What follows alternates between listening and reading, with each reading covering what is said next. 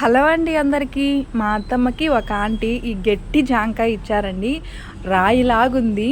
మా అత్తమ్మ నాకిచ్చి, ఈ జాంకాయ నా వల్ల కాదు, నువ్వు పిల్లలు తినండి పిల్లలు వచ్చాక అని చెప్పారు. నాకు గట్టి జాంకాయలు అంటే చాలా ఇష్టం అండి. మా చెట్లో జాంకాయలు అయితే తొందరగా పండిపోతాయి. ఎప్పుడో ఏదో తింటాను, కానీ నాకు గట్టి జాంకాయలు అంటే ఇష్టము. ఇక పిల్లలు వచ్చాక కట్ చేసి పైన ఉప్పు కారం చల్లాను. అసలు కట్ అవ్వలేదు ఆ జాంకాయ అయితే. ఒక మొక్క మా అత్తమ్మకు కూడా ఇచ్చాను. ఒక్క రవ్వ కొరికి నా వల్ల కాదు, దాంట్లో ఉండే గింజే నా అంత రావుంది, నేను తినలేనన్నారు. ఇంకా పిల్లలకి ఇచ్చి నేను కూడా తిన్నాను. మా పెద్దోడైతే కొంచెం తిని అక్కడ పక్కన పెట్టేశాడండి. నా వల్ల కాదు మా నొప్పులు పుడుతున్నాయి పళ్ళని. నేను మా చిన్నోడైతే ఫటాఫట్ తినేసాము. ఎప్పుడు కూడా జాంకాయని కానీ స్ట్రైట్గా పళ్ళతో పట్టుకొని కొరకూడదు, పక్క పళ్ళతో కొరకాలి, అప్పుడైతే అది కట్ అవుతుంది అనమాట. నాకైతే చాలా ఇష్టం అండి గట్టిగా ఉండే జాంకాయ అంటే.